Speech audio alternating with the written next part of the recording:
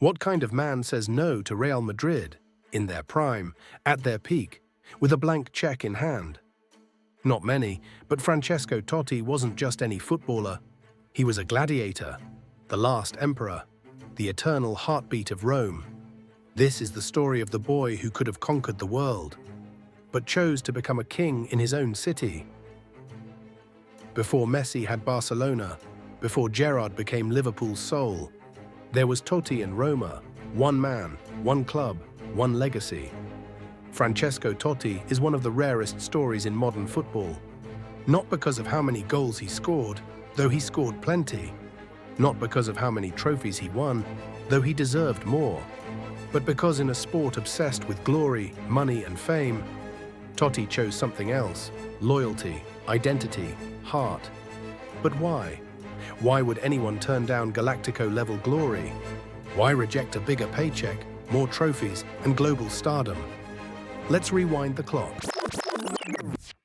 It all started in Porta, Metronia, a working-class Roman neighborhood, a place of narrow alleys, noisy mopeds, and football in the streets. That's where a young Francesco Totti, with golden curls and scraped knees, kicked his first ball. He wasn't born into luxury, but he was born into Roma. At age 7, he joined the youth ranks at Fortitudo. By 8, he was already dazzling scouts with his vision, balance, and natural flair. At 13, the big clubs came calling: Milan, Lazio, even Juventus. His family received offers, money, promises of a brighter future elsewhere. But his mother, Fiorella, made the decision that would define him. She said, "My son is not leaving Rome. He belongs here." He entered Roma's youth academy and quickly rose through the ranks. In 1993, at just 16 years old, he made his senior debut against Brescia. And while he only played a few minutes, the Eternal City had found its chosen one. Totti didn't want to just be a footballer. He wanted to be a symbol. He didn't dream of Madrid or Milan.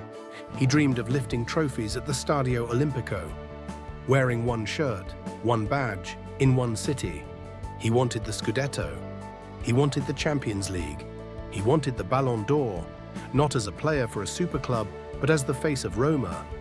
To many, it was a romantic idea. But in football, romance is often crushed under contracts, agents, and title races. Still, Totti held firm.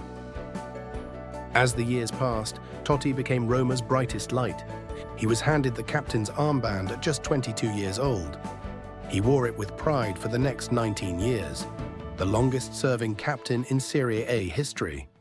Then came the golden year, 2000 to 2001. Under manager Fabio Capello, alongside Gabriel Batistuta and Vincenzo Montella, Roma surged to the top of Serie A. Totti led with goals, assists, and unmatched creativity.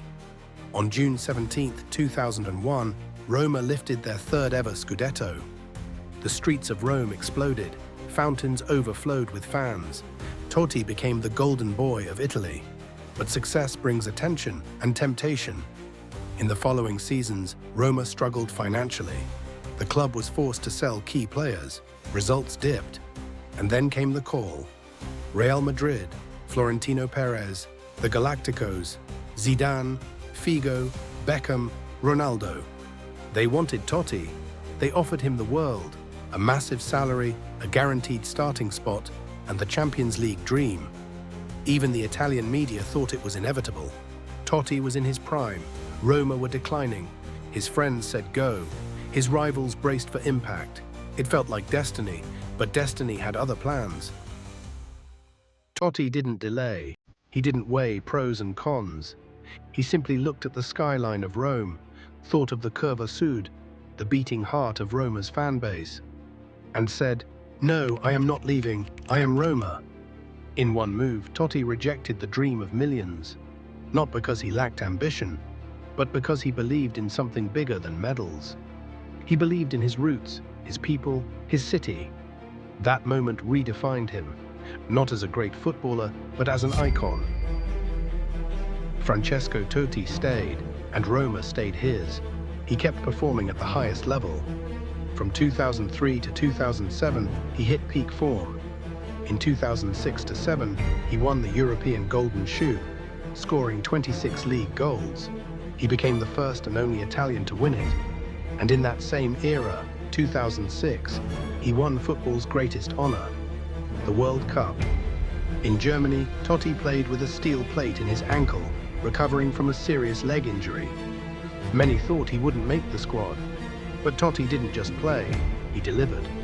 Key assists, calm leadership, ice-cold penalties.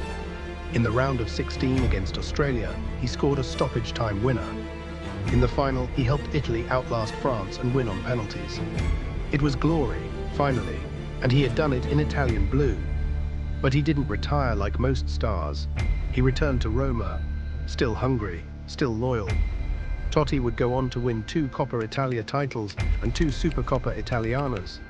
He continued playing well into his late 30s, still creative, still dangerous. He finished with 786 total appearances for Roma, 307 goals, 1 Scudetto, 2 Coppa Italia, 1 World Cup, 1 Golden Shoe, countless hearts won. He played his final match in May 2017. The Stadio Olimpico was packed, teary-eyed. Even rivals stood in applause. His last walk off the pitch wasn't just a farewell, it was the end of an era. Francesco Totti never lifted the Champions League. He never won the Ballon d'Or. He never wore a Galactico jersey. But what he did was even rarer. He stayed. He turned down power to preserve purpose. He turned down money to stay meaningful. He turned down fame to stay faithful. In a football world full of transfers, clauses, agents, and egos, Totti reminded us what matters: home, loyalty, legacy.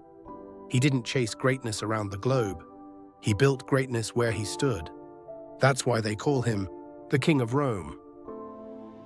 If this story gave you goosebumps, if you believe in loyalty over luxury, if you remember that 10 on the back with pride, then like this video, comment your favorite Totti moment, and subscribe for more stories from the soul of football.